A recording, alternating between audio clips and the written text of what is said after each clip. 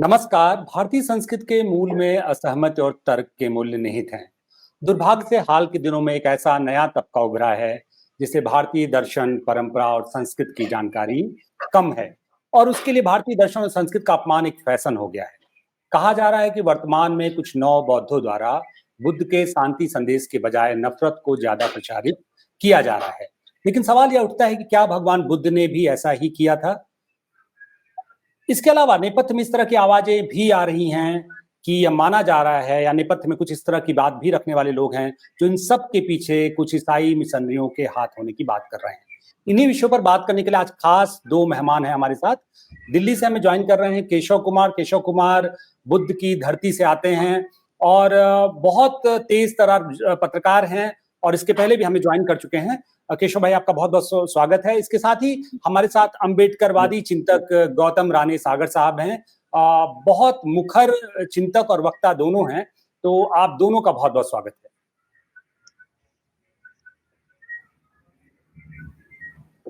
तो सागर साहब, मैं सबसे पहले आपको लाना चाहता हूं या आपसे मेरा सवाल ये है कि मैं जब बचपन से मैंने ये जाना कि भगवान बुद्ध की मूर्तियां, फोटोग्राफ्स हमारे घरों में आस्था के केंद्र होते हैं। ऐसा क्यों हो रहा है कि आज, ठीक है, किसी को नव बौद्ध बनना या आस्था चुनने का अधिकार हो सकता है, लेकिन सड़क पे जिस तरह से एक प्रदर्शन चल रहा है सनातन के खिलाफ और डिसोन करने का एक पूरा फैशन चल पड़ा है भारतीय संस्कृति और दर्शन को, उस पर पहले तो आप अपनी राय रखें और थोड़ा नव बौद्ध को भी समझाने का एक बार बताएं हमारे दर्शकों को क्या है नव बौद्ध आंदोलन। देखिए, जब भी हम दर्शन पे चर्चा करेंगे और धार्मिक मूल्यों पे चर्चा करेंगे तो जाहिर सी बात है कि उसके यथार्थ को और उसकी गहराई में जाने की जरूरत पड़ेगी। अगर हम इसको ये फैशन मान ले कि किसी का विरोध करने का फैशन चल निकला है, तो हमें लगता है कि इसको सिरे से खारिज करने की जरूरत पड़ेगी। ये कोई फैशन, तथागत गौतम बुद्ध पहली बात तो भगवान नहीं है और उन्होंने अपने जीवन काल में इस बात को बड़ी तेजी से प्रसारित करने के साथ जोर भी दिया था कि मेरी जो विचारधारा है उस विचारधारा को फैलाने का प्रयास करना चाहिए और अगर मूर्तियां स्थापित करके मेरी पूजा होने लगेगी तो मैं ये समझ जाऊंगा कि अपने जीवन में जितने भी काम हमने किए हैं या लोगों को जागरूक करने का, काइंडनेस का, कंपेशन का जो हमने पाठ पढ़ाया है वो पूरी तरह से निराधार साबित हो जाएगा। इसलिए तथागत गौतम बुद्ध खुद भी कहते हैं कि मैं कोई मुक्तिदाता नहीं हूं, सागर साहब, हम इसको थोड़ा वर्तमान परिप्रेक्ष्य में देखने की कोशिश करें। मुझे लगता है कि बुद्ध के दर्शन या उनकी देशना में जाने से बात थोड़ा दूसरे स्तर पे जाएगी। मैं थोड़ा आपसे समझना चाहता हूं, ये जो प्रॉब्लम दिखाई पड़ रही है या लोगों की जो आशंकाएं या जो लोग जो जिस तरह का एक बात कर रहे हैं, उस पे मैं चाहता हूं कि आप थोड़ा सा अपनी बात रख सकें, क्योंकि मैं कंटेंट्स को बहुत लंबा करने का प्रयास नहीं कर रहा था। जी। हम उसे यही लाना चाह रहे थे कि तथागत गौतम बुद्ध का एक जो संदेश है, स्पष्ट संदेश है, वो ये है कि मैं कोई मुक्तिदाता नहीं, मैं मार्गदाता हूं। और उनका मकसद ये है कि इस दुनिया में दुख है, दुख का कारण है और दुख का निवारण भी उपलब्ध है। तो ऐसी स्थिति में इसको हमने शुरू में ही कहा आपसे कि अगर ये कहा जाए कि किसी को वो अपमानित करने की कोशिश कर रहे हैं या किसी पे अटैक कर रहे हैं तो इसे हमें खारिज करना पड़ेगा। इस प्रश्न को, यह प्रश्न अस्तित्व में नहीं आता है। अगर सही तरीके, जहां तक नव बौद्ध का प्रश्न है, नव बौद्ध का प्रश्न 1990 से उभर करके आया, जब खासतौर से जिन्होंने बुद्धिज्म स्वीकार कर लिया था, पहले बुद्धिस्ट तो थे ही, बुद्धिज्म स्वीकार कर लिया था और बीपी सिंह की गवर्नमेंट में उन्होंने उनको रिकॉग्नाइज करके रिजर्वेशन के दायरे में लाया गया। जो शेड्यूल कास्ट का रिजर्वेशन था उसी के दायरे में लाया गया, क्योंकि उसके पहले ये माना जाता था कि जिन्होंने बौद्ध धर्म स्वीकार कर लिया उसको रिजर्वेशन का लाभ नहीं मिलेगा। ऐसी स्थिति में जब लाया गया, उसी समय शब्द ये जो प्रयोग किया था गया था नव बौद्ध का, इसमें कोई दो राय नहीं कि आप इतिहास के घटनाओं पे भी जाकर के देखेंगे तो जो महाबोधि है, वहां का जो बौद्ध विहार था, आज गया, वहां के बौद्ध विहार पे तमाम विवाद चल रहे हैं। और जहां तक बड़ी गंभीरता से आप जाइए और आपको त्र्यंबकेश्वर मंदिर पे अगर आप वहां जाइए तो वहां भी ये लगता है कि जो वेंकटेश्वर की मूर्ति बताने की कोशिश की जा रही है, दरअसल वो तथागत गौतम बुद्ध की मूर्ति को खंडित करके उसको वेंकटेश्वर की मूर्ति बताने की जा रही। तो इस पर लोग अगर अपना तर्क कर रहे हैं तो ये समझने की जरूरत, ये नहीं समझा जाना चाहिए कि सनातन पे कोई हमला है। जी तो बस हमारा ये जी हम जरूर ये जी जी मुझे लगता है इसमें थोड़ा सा बात को और बढ़ाने के लिए केशव जी को मैं थोड़ा सा समराइज करने की कोशिश कर रहा हूँ। ये सच है कि तथागत गौतम बुद्ध हिंसा का कभी भी समर्थन नहीं करते हैं। वो हमेशा कंपैशनेट की बात करते हैं, करुणा की बात करते हैं। और उनके नाम पे अगर कहीं हिंसा फैलाने की कोशिश की जा रही है तो मैं जरूर अपील लोगों से करूंगा कि तथागत गौतम बुद्ध के साथ जब भी हिंसा जोड़ी जाएगी तो मुझे लगता है ये उनको अपमानित करने की बात है। हमें इससे बचने की कोशिश करनी चाहिए। जी जी जी केशव भाई को मैं इसमें केशव जी को लाना चाहूंगा। केशव जी, चूंकि आप संघ को भी बहुत नजदीक से देखते रहे हैं, उस पर लिखते पढ़ते रहे हैं, और आप इन पूरी घटनाओं को, इस पूरे चर्चा का जो प्रस्थान बिंदु जो रानी सागर साहब ने रखा है, उस पे आपका क्या टेक है? जो गौतम राणे जी बहुत ही अधिकृत विद्वान है। आवाज आ रही है मेरी साफ साफ? जी जी जी बिल्कुल। गौतम राणे जी इस विषय के अधिकृत विद्वान हैं। मेरी उनसे जो उन्होंने जो भी कहा है वो उनसे मेरी सहमति है। उन्होंने बहुत ही अच्छी बात कही है कि महात्मा बुद्ध के नाम पर अगर कोई जो करुणा कर हैं, जिनके बारे में कहा जाता है तथागत महात्मा बुद्ध, भगवान लोग मानने वाले भी हैं, हम इनकार करें या स्वीकार करें, एक बड़ा तबका है जो महात्मा बुद्ध को भगवान मानता है। बहुत सारे लोग हैं। महात्मा बुद्ध ने की जो देशनाएं हैं उसमें भी देखिएगा कि कई धाराएं हैं, महायान, वज्रयान, उसको जो थेरवाद। फिर जब बाबा साहब भीमराव अम्बेडकर आए, उन्होंने तय किया 35 में कि हमको ये जो हिंदू धर्म का पोंगा पंथ है इससे उनकी ना इत्तेफाकी रही।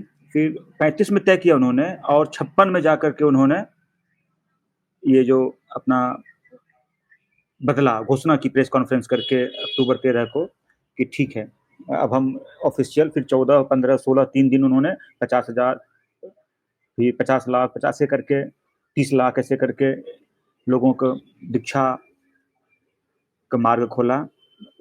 मेरा उसमें इतराज उसी को आजकल क्या है कि देश में जितने भी बौद्ध हैं एग्जिस्टिंग, उसमें 90% से ज़्यादा ये हैं जिनको नवयान या अम्बेडकराइट बुद्धिस्ट या नव बौद्ध कह दिया जाता है। मैं इसमें एक बात जोड़ना चाहता हूँ। आप जो बोल रहे हैं, मेरा बिल्कुल ये कहना नहीं है कि वो आडंबर का विरोध नहीं होना चाहिए हिंदू धर्म में, और मेरा ये भी कहना है कि किसी भी आस्था को एक्सेप्ट करने की भी स्वतंत्रता है। लेकिन मेरा जो पॉइंट था वो ये था कि जो खासकर हिंदू दर्शन या हिंदू परंपरा, जो एक इस देश की समृद्ध ऐतिहासिक परंपरा है, उसको नकारने या उसको एक तरह से उसके खिलाफ खड़े होने का जो एक पूरा मूवमेंट है, उसके ऊपर मैं आपकी राय जानना चाहता हूँ। नहीं, भारत में ये कोई नई बात नहीं है और इसमें कोई बुराई नहीं है। जो चीज़ अच्छी नहीं लगती है उसके खिलाफ खड़ा होना ही चाहिए। इसमें मान लीजिए हिंदू धर्म में ही 10 तरह की बातें हों, उसमें से आपको जो अच्छी नहीं लगती है उसके बारे में मुखर होकर के बोलने में कोई एतराज नहीं है। यह संविधान भी और अपने भारत की परंपरा में भी है। महात्मा बुद्ध ने भी उस समय में वैदिक प्रथाओं के खिलाफ बोला, लिखा, कहा। उसके बाद आप खुद बाबा साहब भीमराव अम्बेडकर की बातें पढ़िए तो उन्होंने भी कई ऐसी बातें कही जो उस समय लोगों को तल्ख लगी, लेकिन बाद में लगा कि नहीं, ये जरूरी बातें हैं। और ये बातें समाज को, जब भी आपको कुनैन की गोलियां खाते हैं तो कड़वी लगेंगी ही, लेकिन अभी कड़वी लग रही है उसका मतलब ये नहीं है कि आगे जाकर के वो, और आशंकाओं में नहीं पड़ना चाहिए। हाँ, कई बार क्या होता है जब भी कोई जुलूस, प्रदर्शन, भीड़ ऐसा होता है तो उसमें उसके जो मुख्य उद्देश्य होते हैं वो कहीं पीछे छूट जाते हैं। और जब भीड़ सड़क पर उतरती है वो किसी भी विषय को लेकर उतरे, महात्मा गांधी ने इसलिए देखिए चौरी चौरा का आंदोलन के बाद वापस लिया था ना, तो भटकती हैं चीजें, तो उन भटकाओं को मुख्य धारा नहीं समझना चाहिए, पहली बात। और दूसरी बात, जी मैं आपकी बात, मैं किशोर जी, आपने बहुत शानदार बातें कही। सागर साहब, क्या आपकी जो आवाज है उसे मुख्य धारा ना समझा जाए? नहीं, ये इस प्रश्न को मुझे लगता है कि क्लैरिफाई नहीं हो पाया है। हमारी जो आवाज है मुख्य धारा न समझा जाए। ये अभी बात आ रही थी, मेरे मित्र बड़ी बारीकी से बात कर रहे थे और निश्चित तौर पे उनके विद्वता भी दिख रही थी जो बात उन्होंने रखी है। ये भी सच है कि भीड़ के 3 रूप होते हैं, कम्युलेटिव, और तथागत गौतम बुद्ध कम्युनिटी की ही बात किया करते थे, सामूहिकता की बात किया करते थे, और ये भी वो मानते थे कि पूरी तरह से एक साथ लोगों को नहीं लाया जा सकता। इसलिए उन्होंने अपना नारा बुलंद किया था, बहुजन हिताय बहुजन सिखाए, और उस स्लोगन को सबसे पहले ऑल इंडिया रेडियो ने स्वीकार किया। तो तथागत गौतम बुद्ध परफेक्शनिस्ट की बात करते हैं, परफेक्शन की बात करते हैं, कम्युलेटिव की बात करते हैं। आज जो स्थिति है वो क्राउड है। क्राउड का मतलब ये होता है कि क्राउड पूरी तरह से पागल नहीं होता है, आधा पागल होता है, आधा समझदार होता है। लेकिन आज क्राउड से भी हम आगे बढ़ गए, मॉब। और मॉब पूरी तरह से, मॉब को अगर कहा जाए तो आवारा भीड़ कहा जाता है। तो हम समझते हैं कि इस देश को अगर समृद्धशाली बना के रखना है, एकीकृत रखना है, तो धर्म निश्चित तौर पे यह है कि हमारे देश में सबको स्वतंत्रता है अपना धर्म स्वीकार करने का, उसके आधार पे व्यवहार करने का। लेकिन ये स्वतंत्रता किसी को भी नहीं है किसी को धर्म के आधार पे अपमानित करने का, या उसके धर्म के खिलाफ कोई इस तरह की टिप्पणी करने का जो उसकी भावना आहत होती है या दूसरे को आहत करती है। तथागत गौतम बुद्ध भी हमेशा यही कहते हैं, आवारा भीड़ से बचने का प्रयत्न करना चाहिए। ये सच है। क्या हो सकता है राजनीति में आवारा भीड़ बड़ी काम की हो, तो राजनीतिक लोगों का आज वर्चस्व है, तो उन्होंने मॉब को पूरी तरह से आवारा भीड़ में ही तब्दील कर दिया। हमें, जहां तक तथागत गौतम बुद्ध की बात है, वो कभी भी इस बात को नहीं स्वीकार करते, वो ज्ञान की बात ही स्वीकार करते हैं, शील, प्रज्ञा और समाधि, उससे आगे नहीं बढ़ते हैं। और उसी के आधार पे और दूसरा एक और समराइज कर दें कि जैसा आप कह रहे थे कि बौद्ध धर्म में 3 तरह के यान है, हीनयान, महायान, वज्रयान। और भारत के परिवेश में वज्रयान ही पूरी तरह से प्रचलित था, प्रसारित था, परिलक्षित था। लेकिन आज चूंकि महायान जैसे दूसरे कंट्री में, एशिया के दूसरे कंट्री में चला गया, तो वहां महायान और हीनयान हो गया, जिसकी वजह से इसके स्वरूप में आपको काफी तब्दीली दिखेगी और बदलाव दिखेगा। तो आप ये कह रहे हैं ऐसा कोई, आप मतलब ये जो नवयान है, ये एक तरह से इसका कोई विरोध या कोई इस तरह का अंतर विरोध नहीं है, ना बौद्धों से, न पुराने बौद्धों से, और ना ही हिंदू धर्म से, ऐसे देखा जाए। जैसे मैं सिर्फ इसको ये कह सकता हूं कि चूंकि बौद्ध आदमी तब बनता है, इसीलिए कहा गया कि बौद्ध का मतलब होता है अत्यदीपो भव, अपने दीपक स्वयं बनो। मतलब अज्ञान से उजाले की तरफ आने का प्रयास खुद ही करना है, दूसरा कोई लेके नहीं आएगा। जी। अगर जो इससे दूर हटता है, तो जो हमने ये कहा कि ये सच है कि जो अभी इनको ट्रेंड किया जाना चाहिए था, पूरी तरीके से प्रशिक्षित होना चाहिए था, वो प्रशिक्षित नहीं हो पाए हैं। हमारे यहाँ जो बौद्ध भिक्षु चीवर भी धारण कर रहे हैं, वो उम्र के अंतिम पड़ाव पे चीवर धारण कर रहे हैं। तो परिणाम क्या हो रहा है कि जब घर से वो बेइज्जत होने लगते हैं, तब वो चीवर धारण कर लेते हैं घर से बेइज्जती से बचने के लिए, और जाकर के कुछ जगह सम्मान पाने के लिए। तो वो खुद भी प्रशिक्षित नहीं है, तो दूसरे को प्रशिक्षित नहीं कर पाते हैं। इसलिए हम ये जरूर सभी अपने बौद्ध भाइयों से जो ये जरूर अपील करना चाहेंगे कि तथागत गौतम बुद्ध के साथ करुणा जहां छूटती है, हिंसा जहां जन्म ले लेती है, वहीं तथागत गौतम बुद्ध का हम अपमान करने लगते हैं। और जिसके प्रति हम इतना सम्मान रखते हैं, मुझे लगता है ना अपमान कर सकते हैं, ना अपमानित करने का मौका किसी को दे सकते हैं। जी जी, केशव जी के पास जाने से पहले वो मेरा एक सवाल फिर से वही, ये जो ईसाई मिशनरियों का एक अलाइनमेंट कहा जा रहा है, ये इस तरह की आवाजें हैं, उस पर आपका क्या कमेंट है सागर ये साहब? तो देखिए, मैं ये मैं एक वैसे बात कहना चाहता हूँ सर जी की जी बात जी से मुझको एक सिरा पकड़ के कि डॉक्टर अंबेडकर राजनीतिक व्यक्ति थे, इसमें कहीं कोई दो राय नहीं है, और वर्ल्ड क्लास उनका थॉट था। उन्होंने खूब दुनिया के अलग अलग देशों में जाकर के और अलग अलग विश्वविद्यालयों में पढ़े, और उनका एक वर्ल्ड व्यू विकसित था। और उन्होंने 20 साल तक, मैंने कहा कि स्टडी की बौद्ध धर्म के बारे में, 35 से लेकर के 56 तक। उसके बाद उन्होंने थेरवाद और महायान की कई सारी बातों को उन्होंने बताया कि ये कालबाह्य हैं या व्यवहारिक नहीं रही अब। उसके पहले जो भी बौद्ध की 3 धाराएं थी बुद्धिज्म की, उसमें सब सिंगल पर्सन महात्मा बुद्ध के विचारों को ना लोग मानते या मानने के लिए कहते हैं।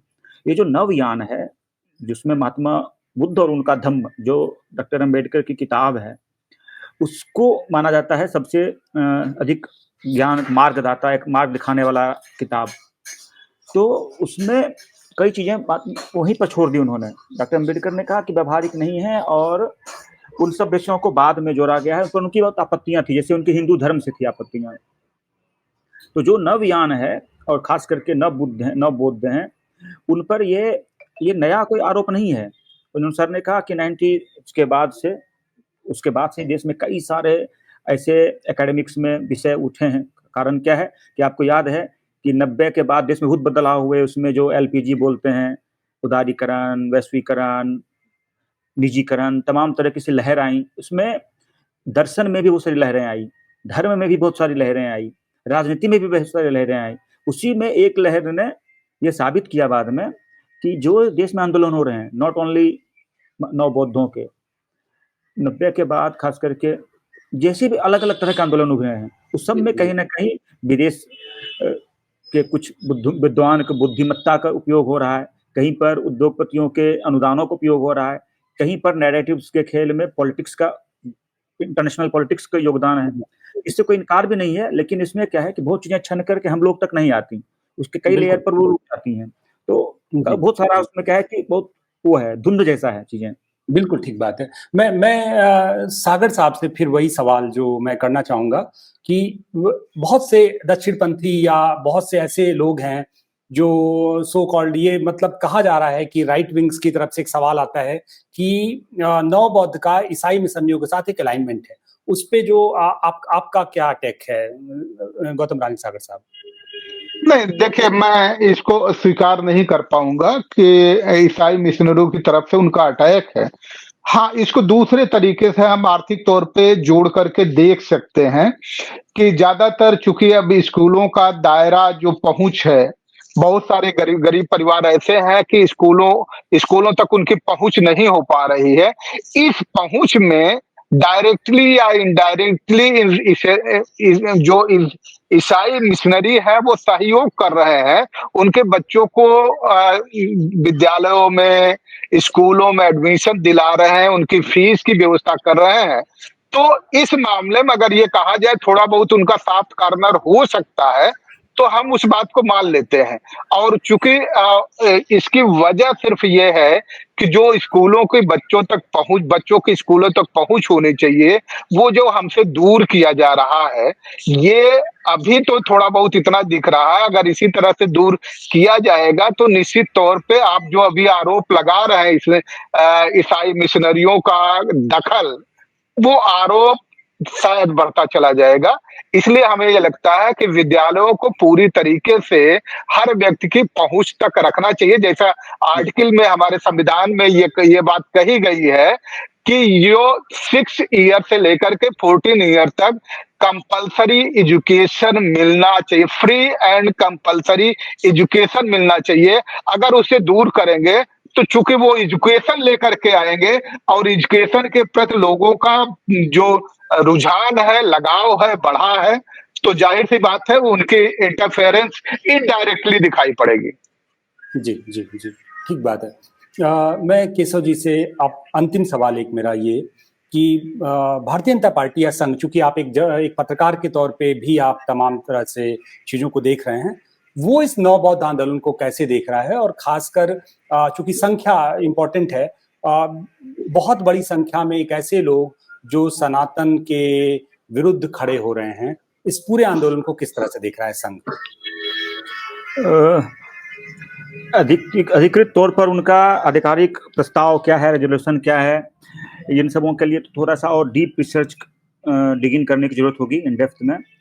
लेकिन मोटा मोटी जो दिल्ली में और इन पावर सेंटर्स के नज़दीक रह कर के बतौर जर्नलिस्ट मैंने देखा है, और उसको जो भारतीय जनता पार्टी के आने के बाद केंद्र में 2014 में खास करके, उसके पहले अटल जी वाला शासनकाल छोड़ दें, जो दिख रही चीजें कि महात्मा बुद्ध को लेकर के विश्व में ज्यादातर भाषण देने वाले सबसे बड़े नेताओं में से एक नरेंद्र मोदी हैं।